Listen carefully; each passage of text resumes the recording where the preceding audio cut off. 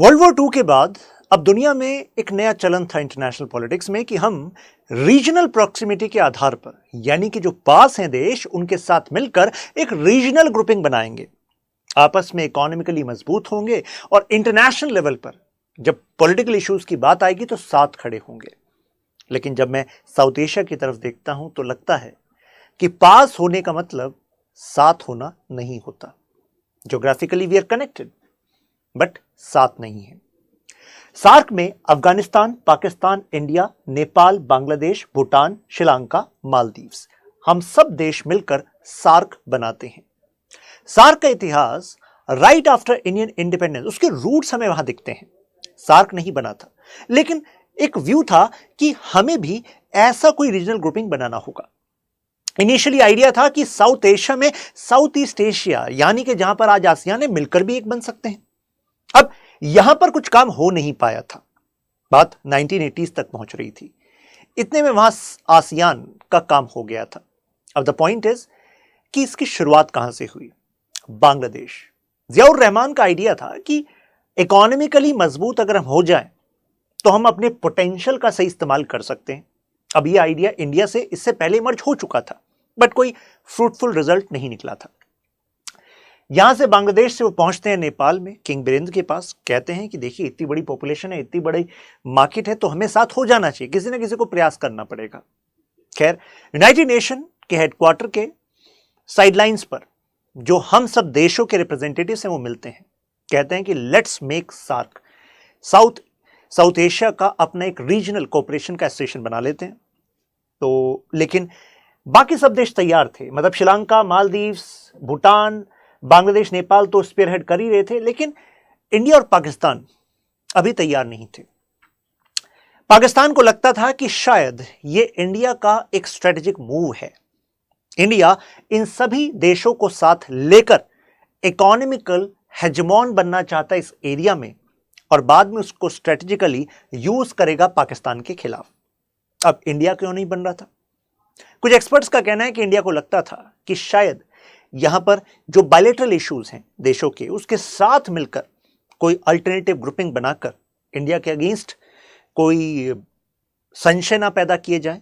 The reason is unequal status within these nations. हालांकि ये idea इस तर्ज पर था कि देखो, यूरोप में ईयू है, इवन अफ्रीकन यूनियन में, अफ्रीका में अफ्रीकन यूनियन है, साउथ ईस्ट एशिया आसियान है, और ईयू का तो सबसे सक्सेसफुल मॉडल बताया जाता है। इकोनॉमिक इंटीग्रेशन हुआ था स्टील और कोल को लेकर, और फिर देखिए एक बड़ी ताकत बन गई है, यानी कि और ज्यादा ग्रोथ रेट इनका हो गया, प्रोस्पेरिटी हो गई, सिक्योर ज्यादा हो गए। एक समय पर ईयू जोन ऑफ वॉर था, यह जोन ऑफ पीस में कन्वर्ट हो गया।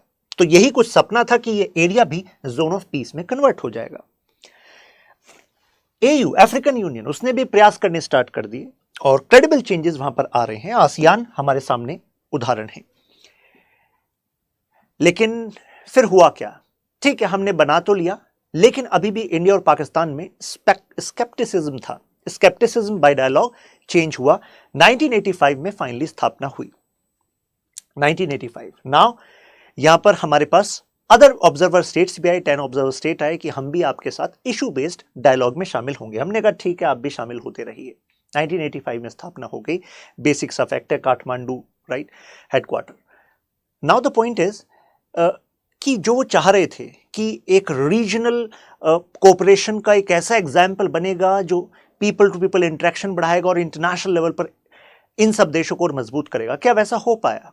नहीं, क्योंकि कमेंट्री इस पर आती है कि SAARC is like a initiative which is in coma में है।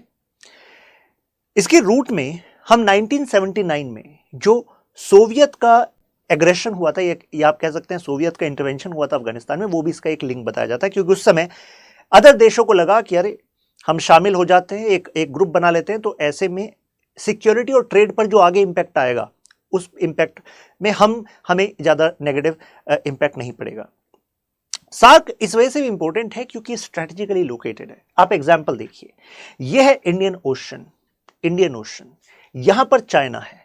हम सबको पता है कि चेंजिंग वर्ल्ड ऑर्डर में चाइना हेजेमोनी को एक्चुअली क्लेम करना चाहता है वर्ल्ड की। और किसको काउंटर करना चाहता है? यूएस को। वो यूएस जो इंटरनेशनल सिस्टम को लीड करता है। अरे आज का वर्ल्ड ऑर्डर किसका बनाया हुआ है? यूएस का बनाया हुआ है, सीधी सी बात है। आईएमएफ, वर्ल्ड बैंक, डब्ल्यूटीओ, इन सभी की शर्तों पर दुनिया आज काम करती है कि नहीं करती? करती है। यूनाइटेड नेशंस को बनाने में यूएस का मेन रोल रहा है। तो ऐसे में जिसने इस पूरे वर्ल्ड सिस्टम को बनाया है, अब उसको जो चैलेंज मिल रहा है वो यहां से मिल रहा है, और वो साउथ एशिया से कनेक्टेड है। Indian Ocean region, major sea line of communication यहां से होकर जाती है, यहां पर ये सिचुएटेड है साउथ एशिया। इधर गल्फ के बराबर में है साउथ एशिया, तो कहने का मतलब है स्ट्रेटेजिकली लोकेटेड है साउथ एशिया। अगर कहा जाए कि ये साउथ एशियन रीजन जो है आजाद हो गया था ब्रिटिशर्स से, तो ये कहना पूरी तरह सही नहीं होगा फ्रॉम वन पर्सपेक्टिव। आजाद होने का मतलब क्या है कि टेरिटरी से वो लोग बाहर चले गए, तो ये आजाद होना है।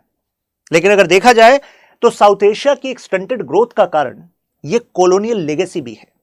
कारण क्योंकि इस एरिया को उन्होंने इस तरीके से बांटा, मतलब कार्टोग्राफी यानी कि मैप का इस तरीके से उन्होंने इस्तेमाल किया कि वहां पर अभी तक हम उस इतिहास की राइवलरीज से जूझ रहे हैं।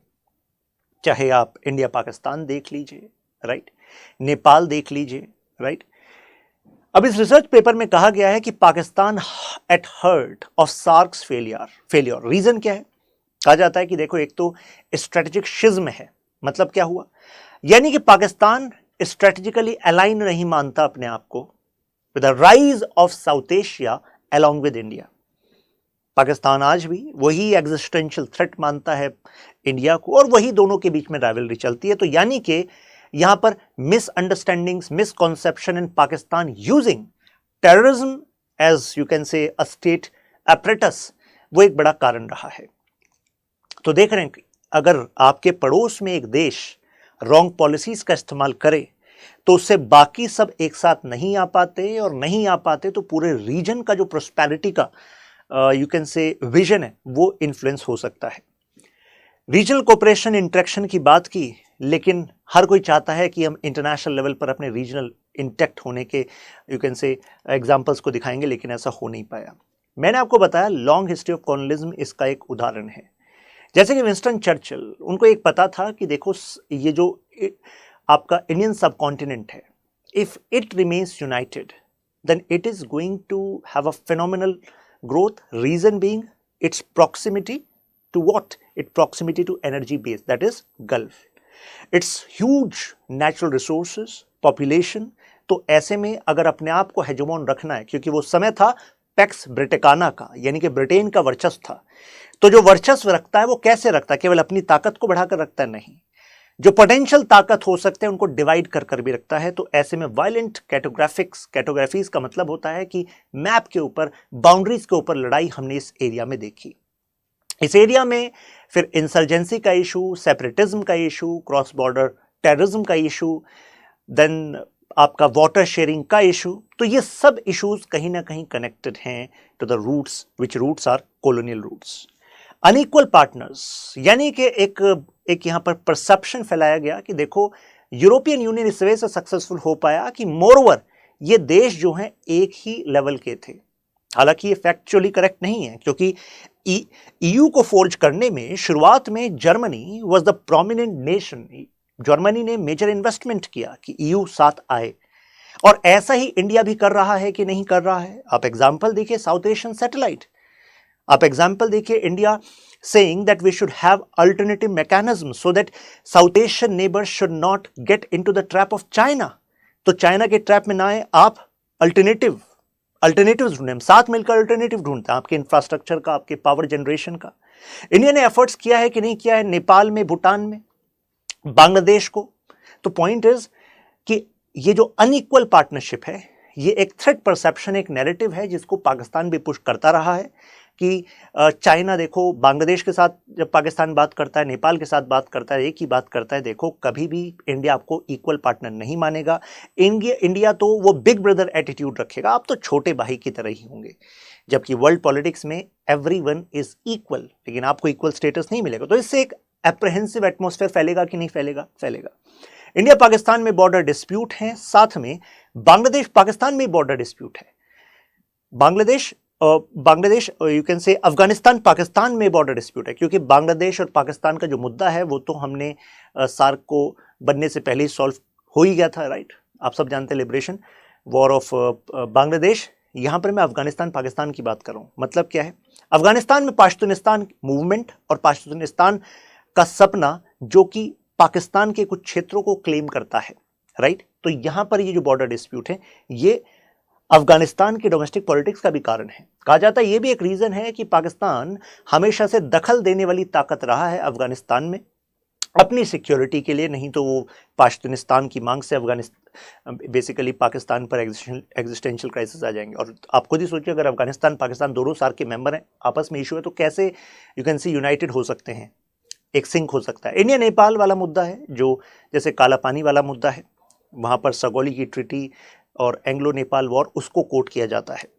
तो कहने का मतलब हुआ कि मैप से जुड़े हुए इशूज़ हैं, इंसर्जेंसीज हैं, क्रॉस बॉर्डर टेररिज्म है, स्मगलिंग है, ये कारण है। अब यहाँ पर एक और रिसर्च पेपर है, इंडियन रीजनल फॉरेन पॉलिसी। इसमें कहा गया है कि देखिए जो पॉलिसी फॉर्मुलेशन है इसमें चौविनिज्म का इस्तेमाल किया जाता है, हाइपर नेशनलिज्म का इस्तेमाल किया जाता है, जबकि साउथ एशिया को चाहिए कि कॉमन आइडेंटिटी को पुश करे। इस रिसर्च पेपर में कहा गया है कि पाकिस्तान अपने आप को इस्लामिक स्टेट पुश करता है, the idea of Pakistan is based on Islamic state, और वो इंडिया को हिंदू स्टेट का आइडिया मानता है। तो यानी कि वो आइडेंटिटी को कॉमन नहीं देखते। अब पाकिस्तान सेम आइडियाज को when they engage with Nepal, Bangladesh, Sri Lanka, so they actually have same narrative that each one of us have our unique, you can say, identity. But अगर कभी भी आपको रीजनल कोऑपरेशन करना होता है तो सेंस ऑफ कॉमननेस रखनी होती है। जैसे अफ्रीकन यूनियन, कहा कि हम सब अफ्रीकन हैं।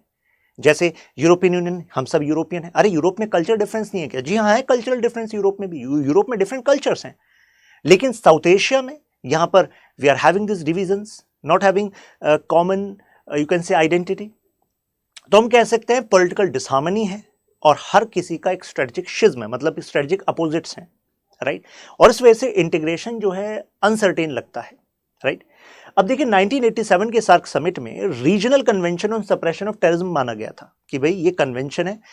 लेकिन अब आप खुद ही देखिए, जब सार्क समिट में ये फैसला हो गया कि suppression of terrorism is our priority, लेकिन फिर भी पाकिस्तान की तरफ से कितने सारे टेररिस्ट ग्रुप्स को सपोर्ट किया गया। उसके बाद तो हमने कितने सारे युद्ध देखे, इस बीच में हमने कारगिल भी देखा, राइट।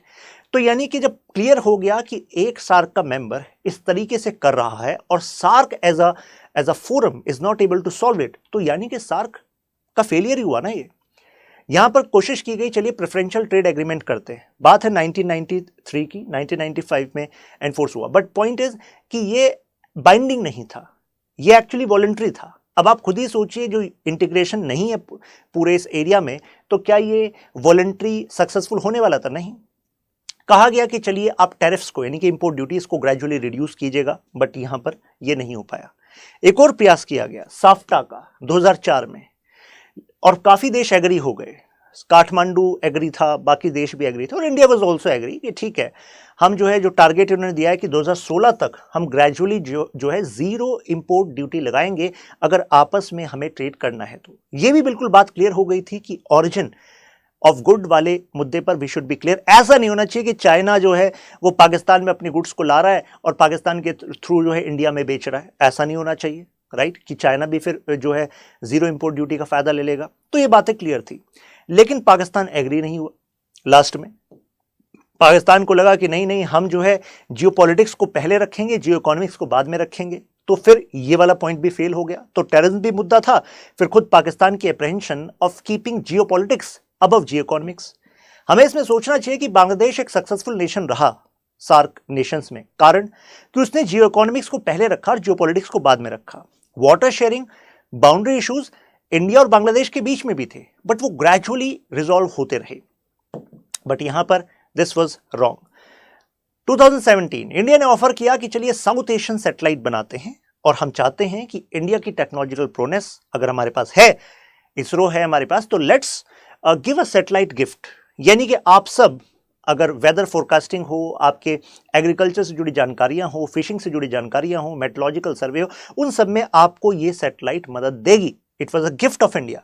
लेकिन पाकिस्तान ने इसको रिजेक्ट कर दिया। पाकिस्तान ने कहा नहीं, हमें मत इसमें गिनना, वी आर सेपरेट। तो means these efforts are being you can say sideline. उसके बाद परसिस्टेंट क्रॉस बॉर्डर टेररिज्म हो रहा है, पठानकोट, जम्मू, उरी, पुलवामा, हम कैसे भूल जाएं। तो इन सब के बाद फिर आपने ये सुना होगा, talks and terror do not go hand in hand, कि एक तरफ आप बातचीत की बात करते हैं और दूसरी तरफ वहां से आतंकवादी हमले होते रहते हैं, कैसे ये साथ चलेगा। फिर 2016 में जब इस्लामाबाद में इसकी बैठक थी तो भारत ने कहा हम इसका बहिष्कार करते हैं, सीधी बात। और हमारे साथ अन्य देश भी साथ आए, बांग्लादेश, भूटान, अफगानिस्तान, सबने कहा भाई बिल्कुल ठीक बात है। कश्मीर एक अनफिनिश एजेंडा लगता है पाकिस्तान को, और इस वजह से पाकिस्तान किसी भी मुद्दे पर एकात्म नहीं रख पाता। अब रीसेंट मीट कैंसिल क्यों गई, वो आपको एक रीजन मैंने बताया था। दूसरा देखिए, अफगानिस्तान वाले मुद्दे पर भारत ने कहा था कि अफगानिस्तान में जो डेमोक्रेटिक गवर्नमेंट थी, भारत उसके साथ सिंक में था। भारत ने कहा कि जो उसके ऑफिशियल रिप्रेजेंटेटिव है उसको आप वहां पर बैठने दीजिए। ये जस्ट आफ्टर काबुल में जो तालिबान ने अपने आप को काबिज किया उसके बाद की बात है। पाकिस्तान ने कहा नहीं, तालिबान के रिप्रेजेंटेटिव सार्क में बैठेंगे। इंडिया ने कहा ये क्या बात हुई, अरे तालिबान में हक्कानी नेटवर्क है और हक्कानी नेटवर्क टेररिस्ट ग्रुप है और आप उसको समर्थन देते हैं, उसके रिप्रेजेंटेटिव्स को हम सार्क में कैसे बैठा लें। तो ऐसे में सार्क के अदर मेंबर्स ने कहा लेट्स डू वन थिंग, हम एक एम्प्टी चेयर रखेंगे, यानी कि खाली चेयर रखेंगे, किसकी याद में, कि भाई अफगानिस्तान में का रिप्रेजेंटेटिव लोकतांत्रिक सरकार वो कभी ना कभी आएगी, उसका रिप्रेजेंटेटिव यहाँ पर है। लेकिन पाकिस्तान ने कहा हम ऐसा नहीं होने देंगे, तो फिर ये हो ही नहीं पाया। अब सोल्यूशन एक क्या हो सकता है कि सार्क का जो चार्टर है, यानी कि सार्क का जो कॉन्स्टिट्यूशन है, उसमें आर्टिकल 10 का जो सब क्लॉज 2 है वो ये कहता है कि सार्क चार्टर में जो डिसीजंस हैं वो at the level of SAARC only multilateral issues होंगे, यानी कि बायलेटरल इश्यूज को सार्क के फोरम पे नहीं लाया जाएगा। केवल वही एजेंडा होंगे सार्क में जो यूनानिमसली एक मत से सबने डिस्कस किए, उन्हीं को केवल इसमें लाया जाएगा, राइट। यानी कि सार्क समिट को जो इस एरिया के बायलेटरल इश्यूज हैं उनको रिजॉल्व करने में नहीं यूज किया जा सकता। भाई जैसे इंडिया नेपाल वाली बात है, इंडिया पाकिस्तान वाली बात है, उनके लिए नहीं यूज किया जा सकता। तो आपको ये लगता है कि अगर इसको रिव्यू कर दिया जाए और इसमें लिख दिया जाए कि भाई बायलेटरल इश्यूज को रिजॉल्व करना ये एक स्टेप हो सकता है फॉर द बेटर इंटीग्रेशन, तो this can be a solution, right. हम रीजनल लेवल पर इकोनॉमिक एक्टिविटी को जनरेट कर सकते हैं, आत्मनिर्भर सार्क, इसके सपने पर हम काम कर सकते हैं। मतलब क्या है, यानी कि जब जो रॉ मटेरियल एक जगह से दूसरी जगह, मतलब if you are taking from far then we can take from here only, SAARC में ही, प्लस एक दूसरे की मार्केट का इस्तेमाल कर सकते हैं। तो यानी कि हमारी दूसरों पर निर्भरता को हम कम करने के लिए सार्क का इस्तेमाल कर सकते हैं। कोविड-19 के दौरान भारत ने यहाँ पर लीडरशिप ली। वर्चुअल समिट में प्राइम मिनिस्टर मोदी जी ने कहा कि हमारे पास जो मेडिकल सप्लाईज हैं, वैक्सीन्स हैं, those are available for all SAARC nations including Pakistan. That's what leaders do. Redefining SAARC charter, यहां पर हम ASEAN -X फॉर्मूला ला सकते हैं। मतलब क्या हो, ये सॉल्यूशंस में लिखिएगा आपने, यानी कि अगर किसी बात पर पाकिस्तान एग्री नहीं हो रहा तो पाकिस्तान को माइनस कर दो, बाकियों के साथ काम करते रहो, तो this can be a solution, right. अब देखिए ये क्वेश्चन क्या है, do you think SAARC will get replaced by other sub regional groupings यानी कि BBIN, BIMSTEC। तो क्या आपको लगता है अगर सार्क कोमा में है तो चलो फिर हम किसी और इनिशिएटिव का इस्तेमाल करेंगे जिसमें पाकिस्तान नहीं है? Can this B a solution? बताइएगा आप कमेंट्स में आपका क्या मानना है। और ये आपको पता ही है, टेलीग्राम ग्रुप, इंस्टाग्राम, त्यागी लाइव डिस्काउंट कोड। फिर मिलते हैं, जय हिंद। अगर आपको किसी अन्य टॉपिक पर एनालिसिस चाहिए तो you can just put a comment below or you can reach me here. We'll bring that analysis.